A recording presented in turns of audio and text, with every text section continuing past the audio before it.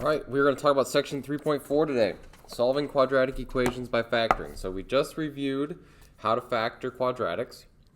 And, as I said, that was a prelude to section 4, solving quadratic equations by factoring. So that's what we're going to do today. Excuse me.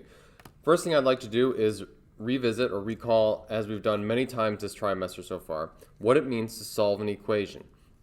What it means is we are searching for the values, the x values in this case, that make the equation true. That's what we mean by solve, okay? So if I put in 100 and 200 here, those would not be solutions because they would not simplify to be 0 on the left because it's already set to 0 on the right. So we would need 0 equals 0, okay?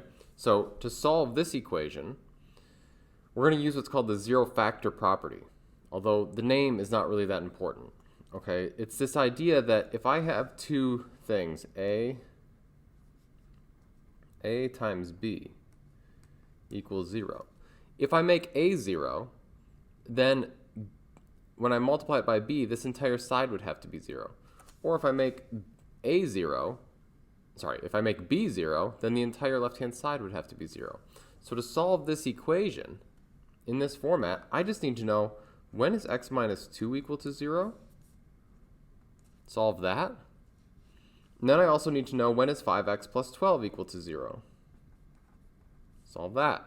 And that will be my two solutions. So add 2 to both sides, and I get x equals 2. Note, if I plug 2 in here, I get 2 minus 2, which is 0, times 5x plus 12, that's 0.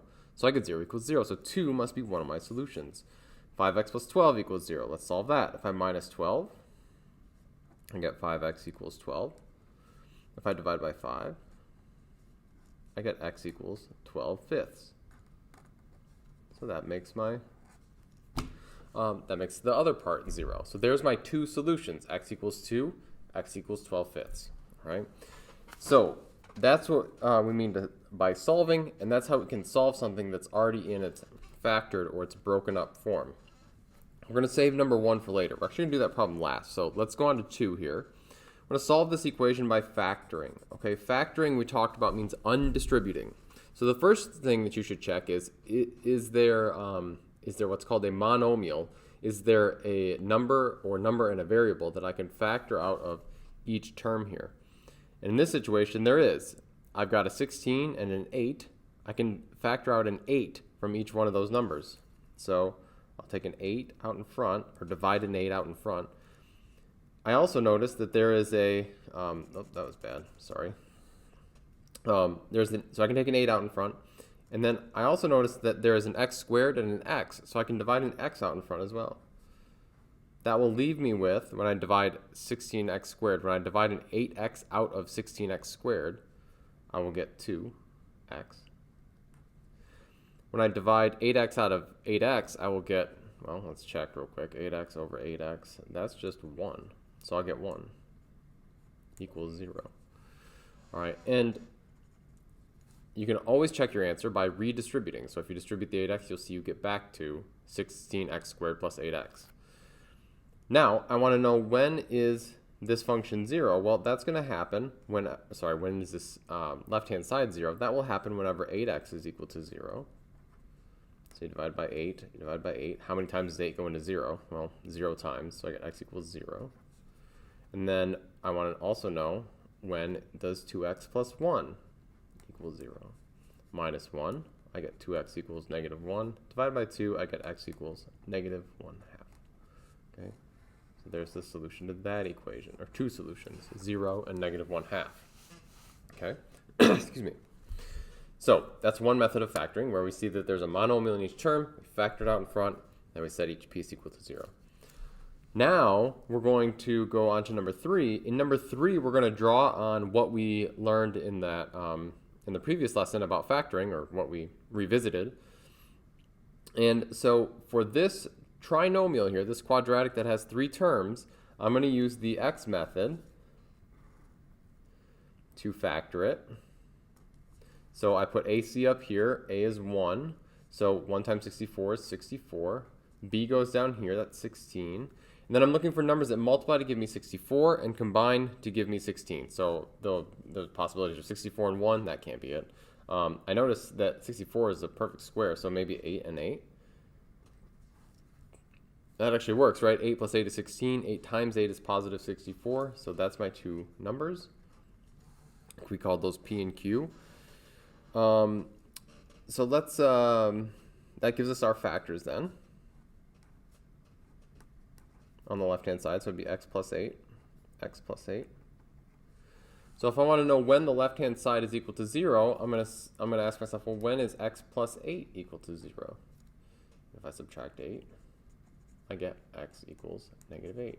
Now, I don't need to do this one as well because it's the same as that one, right? So negative 8 is going to be my only solution to that equation. All right, let's try this one. X squared plus 25 equals 0. So I see it's a quadratic. If you watch the other video, the previous video, you should know that the x method will still work without a middle term. So let's try it. So I have 225 up here. I have 0 for the middle term. Numbers that multiply to give me 225 and combine to give me 0. Well, you play around with it for a little while and work on work on factors of 225. You'll find that 15 and 15 are good candidates, but the problem is that they multiply to give you positive 225, but 15 plus 15 is 30. It's not 0. So there's actually no combination of numbers, real numbers, that will give you 225, multiplied to be 225 and combined to be 0. So this method is not going to work. So it says by factoring, but we're not going to be able to factor. So other alternatives. We can solve this equation, what you might call just algebraically. So if you swing this 225 over to the right, so you minus 225 from both sides, you get x squared equals negative 225. Square root, plus or minus because you're square rooting a variable. So you get x equals plus or minus the square root of negative 225. That ends up being, well, the square root of a negative, right? So we take the I out in front. I square root of 225. And if you check in your calculator real quick, square root of 225 is a perfect square. It's 15 squared. So you end up with x equals plus or minus 15i. So it turns out our solution there is imaginary. Two imaginary solutions. That's not going to be a very common type of problem that we'll deal with. Most of the time the solutions will be real numbers like up here, but this is a possibility. Okay? Those imaginary numbers are not going to just go away. All right, let's look at number 5. Solve the equation by factoring. Same instructions again. Okay? Now this one is not set equal to 0. All the previous ones were. So we need to set that equal to 0. So I'm going to add 20 to both sides first. So I get x squared plus 9x plus 20 is equal to 0. Let's go to that x method here and see if we can't figure out how to factor this thing. So AC, that's 1 times 20. That's just 20. B, 9. Numbers that multiply to give you 20 and combine to give you 9. Well, we probably don't even need to write them down. 20 and 1, that's not going to work. 10 and 2, that's not going to work. How about 5 and 4? You can make the list if you need to, but 5 and 4 I think is going to work. 5 and 4. Positive 20, positive 9, positive 5, positive 4. I think that'll work. There's no dividing by a necessary because a is 1. So factor this. X plus 5, and then x plus 4 equals 0. And then I want to know, how do I make the left-hand side 0? Well, it's either when x plus 5 equals 0, minus 5 to both sides, you get x equals negative 5, or when x plus 4 equals 0, minus 4 to both sides, I get x equals negative 4. Okay, there's my two solutions. That one and that one. All right, next one, give a try on your own. Pause the video and see how it goes. What we'll do is we'll use the x method again. 6 times 20 is 120. B is negative 23. Now this one's tough. 120 is not on your factor sheet, right? So you're going to have to play around with it for a second. 120 plus times 1, that's not going to combine to give you 23. 60 and 2, nope. and you keep going down the line, eventually you'll figure out that your factors have to be 15 and 8. And it needs to be a negative 23, so it's going to, and a positive 120, so it's going to have to be negative 15 and negative 8. Now we need to divide by a. A is actually important now, so we'll divide by 6. Reduce those fractions, so I'll get negative, this will be 3 over 2, I think. Nope, sorry, 5 over 2. So negative 5 over 2 and negative 4 over 3. Okay, so put those into the factors, so x minus 5 over 2 and x minus 4 over 3 equals 0. All right, now, what we would do if we were factoring and we were trying to write this in proper factored form is we'd kick the 2 out in front of the x here and the 3 in front of the x here. We're not going to do that now because we're trying to solve. So by doing that, we would just make more work for ourselves on the solving end. Let's just set these each equal to 0 right now. If I do that, I just have to move the 5 over 2 over to the right. So I add 5 over 2 to both sides, and I get x equals 5 over 2. And I have x minus 4/3 equals 0. So I move the 4/3 over, and I just get x equals 4/3. So there's my two solutions. Last one, number 7. Solve this equation. Oh, sorry, not the last one. We're going to come back and get 1. But anyway, let's go on to 7 here. Solve this equation by factoring. So again, you should pause the video here, and you should try it and see how you do. I'm going to move the 72 over to the left. I get 2x squared minus 24x, 24x plus 72 equals 0. I'm going to go make my x over here. 2 times 72 turns out to be 144. I need negative 24 here. Numbers that multiply to give you 144 but combine to give you 24. That's going to be 12 and 12. I'm going to take 12, it's got to be, negative 12 and negative 12. So I'm going to have negative 12 here, negative 12 here. I'm going to divide those both by a, which is 2. So I'll get negative 6 and negative 6. So this will end up being x minus 6. X minus 6 equals 0.